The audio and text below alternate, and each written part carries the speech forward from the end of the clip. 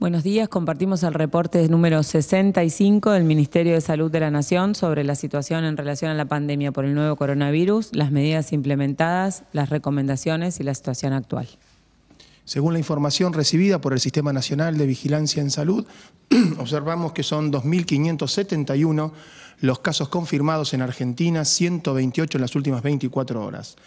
La tasa de incidencia, la cantidad de casos confirmados sobre la población general asciende a 5,38 casos cada 100.000 habitantes, predomina en varones 51,5%, 48,5% en mujeres. La edad media de afectación por coronavirus en Argentina es de 44 años. 115 las personas fallecidas, se han sumado 7 casos en las últimas 24 horas, lo cual nos da una tasa de letalidad del 4,4% que se obtiene a partir de los fallecimientos sobre el total de casos confirmados. La tasa de mortalidad general sobre población asciende a 2,5 fallecimientos por cada millón de habitantes. 71 es la edad promedio de las personas fallecidas y en el 68% de los casos se trata de varones. 32,8% de los casos confirmados están relacionados con un viaje previo, 35% por un contacto estrecho con alguien que ha tenido COVID-19 y el 18,6% por transmisión comunitaria en la cual no se identifica el nexo directo con un caso o un viaje. Esta transmisión comunitaria la observamos en el área metropolitana de Buenos Aires, en la provincia de Chaco, en zona de Ushuaia, en la provincia de Tierra del Fuego, y a su vez observamos transmisión local en conglomerados en Santa Fe, Córdoba y Río Negro. En Santa Fe lo observamos en su capital, en Rafaela y Rosario, y en Córdoba, en su capital, Córdoba, Río Cuarto y Altagracia. 22 son las provincias, no se ha modificado a partir de la incorporación de Chubut, como anunciamos en el día de ayer, en las cuales hemos detectado casos ya confirmados. Solamente no reportan casos confirmados Formosa y Catamarca en nuestro país. Los pacientes que se encuentran en unidad de terapia intensiva bajo cuidados son 121, son 631 ya los pacientes que se han recuperado y han sido dados de alta. Esto llega a un 24,5% de los casos confirmados totales. 477 de estas altas ya son definitivas y 154 en estado de alta transitoria. 20.647 los casos que han sido descartados, el 97,7% descartado con un examen virológico negativo. En cambio, el porcentaje restante porque no cumplían criterios epidemiológicos para definirlos como casos. En Argentina, a la fecha de hoy, se han realizado 26.457 test diagnósticos, de los cuales 2.083 se realizaron en la fecha de ayer. De esta cantidad de test totales de la fecha de ayer, el 9% se ha realizado en el Instituto Malbrán, el resto en la red de 140 laboratorios que forman parte de nuestra red descentralizada público-privada a nivel nacional. La relación de test por cada millón de habitantes asciende a 583 y el porcentaje de positividad de 11,07% y descendiendo. Esta situación a nivel nacional se da en un contexto internacional, según la Organización Mundial de la Salud, en la cual más de 1.914.000 personas han sido afectadas por coronavirus, 123.000 los fallecidos a nivel mundial, 673.000 los casos afectados en el continente americano, y 27.336 los casos que han fallecido en América. Seguimos analizando la información, seguimos con los casos confirmados con un promedio de 44 años en las personas más jóvenes, seguimos con el impacto negativo en relación a los fallecimientos en las personas mayores de 60 años, con una edad media de 71 años, con el porcentaje estable entre las personas que tienen antecedentes de viaje y los contactos estrechos, bajando siempre un poquito los que tienen antecedentes de viaje. El número de personas en terapia intensiva sin grandes cambios, 121, y aumentando el número de personas recuperadas, 25% del total, ese 631 personas que han superado el coronavirus, y aumentando el número de testeos por millón, ya 583 por millón de habitantes, con una positividad que, como decía el doctor Costa, va bajando. Como novedad, esta semana empezó también la distribución, la cuarta etapa de la distribución de la vacuna antigripal. Como también informó el ministro de Salud, se ha adelantado casi 2 semanas la recepción y se ha acelerado muchísimo la distribución. A mediados de abril tener distribuida ya más del 60% del total de las dosis y más del 85% de las pediátricas. Esta semana se cubre el 100% de la provisión de PAMI y el trabajo que están realizando las jurisdicciones en relación a la vacunación para quienes tienen indicación en forma escalonada y cumpliendo las recomendaciones de distanciamiento físico y de prevención en el contexto de pandemia es un esfuerzo inmenso que están haciendo las provincias y se traduce en un número muy importante de personas vacunadas contra la gripe. Estamos en los últimos días compartiendo las mismas noticias, compartiendo indicadores que están estables.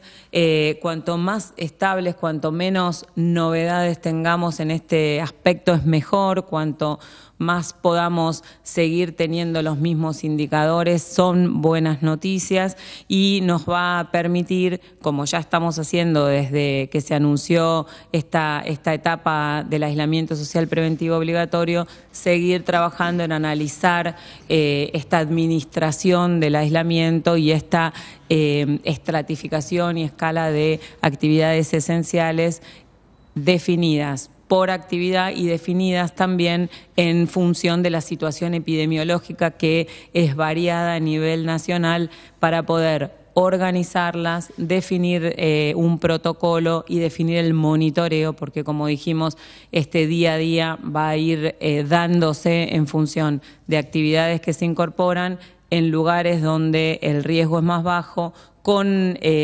recomendaciones diferentes a las que se venían haciendo antes y algunas particularidades y con un monitoreo bien cercano para ver cómo va esta famosa curva, cómo funciona la dinámica de los casos y cómo podemos dar un pasito más o quedarnos a esperar que podamos organizarnos en ese sentido.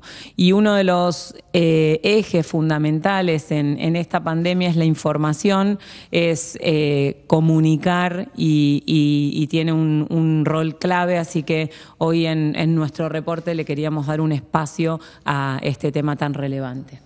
Bueno, muchísimas gracias, doctora Bisotti, al Ministerio para dedicar estos instantes al rol del periodismo en la cobertura de esta pandemia. De repente el menú diario de la comunicación se vio invadido por términos raros, extraños, como enzimas, receptores, citoquinas.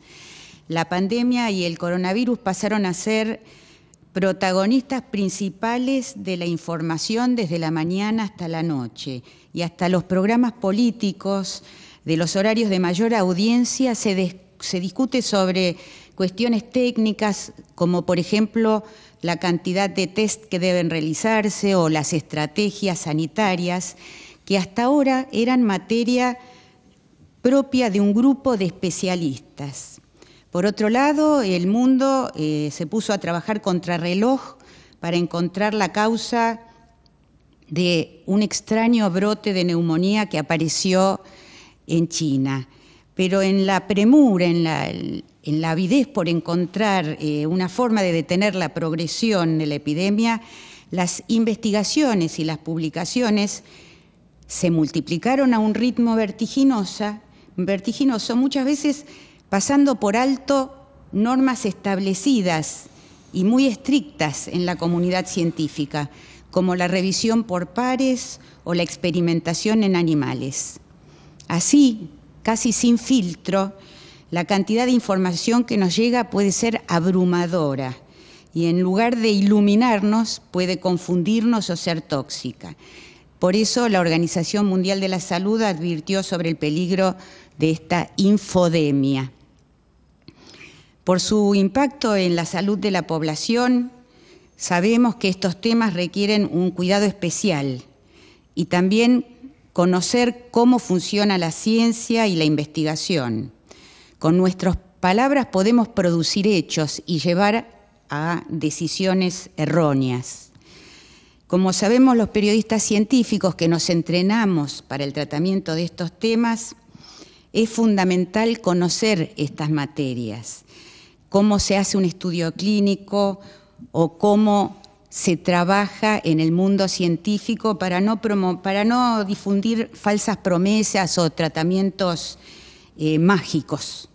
Tenemos que ser precisos cuando informamos sobre resultados preliminares, in vitro o en animales. Sabemos que tenemos que ser especialmente meticulosos con las estadísticas y datos que pueden influir en las decisiones que luego tomará cada uno de los habitantes o de los individuos de nuestra comunidad, o pueden influir incluso en decisiones de salud o política pública. Hay que ser también muy cuidadosos en la elección de las palabras y evitar términos como cura milagrosa, que pueden ofrecer expectativas absolutamente exageradas. No tenemos que aterrorizar, pero tampoco ser displicentes acerca de riesgos latentes, por ejemplo, los que se presentan con la administración de drogas no probadas. Asegurarnos de comunicar la mejor evidencia disponible. Preguntar a múltiples fuentes y en especial a expertos independientes acerca de la calidad de esa evidencia. La ciencia avanza sobre la base de consensos y hechos probados, y no sobre opiniones individuales. No siempre corresponde presentar dos campanas sobre un mismo tema. También tenemos que tener cuidado de no estigmatizar, de respetar la intimidad de las personas. En situaciones como esta, absolutamente extraordinaria, es imperioso reconocer que hay incertidumbre. Tenemos que saber comunicar lo que se sabe, pero también lo que no se sabe. Hay muchas cosas que todavía no se saben. Y siempre tener en mente que el objetivo principal cuando se elige una noticia es el bien público. La pandemia, sin lugar a dudas, trasciende la salud, nos interpela y nos desafía a todos, a todas. Seguramente nada va a ser diferente después de esta pandemia. Y como decía Nora, realmente no muchas veces la ciencia, los médicos, las médicas, los expertos y las expertas, hemos dicho tantas veces, no se sabe. Y la realidad es que en este camino se está compartiendo experiencia, lecciones aprendidas y muchísima información en tiempo real, y las decisiones se van tomando por eso día a día, no solo por la evolución epidemiológica, sino también por la evidencia y las lecciones aprendidas de otros países y de otras situaciones epidemiológicas. Así que el buscar todo el tiempo información confiable desde el punto de vista científico para tomar decisiones y desde casa para pasar este aislamiento social preventivo obligatorio con recomendaciones y justamente recomendaciones positivas o proactivas de qué podemos hacer y cuál es nuestro rol, es también un gran desafío. Muchas gracias.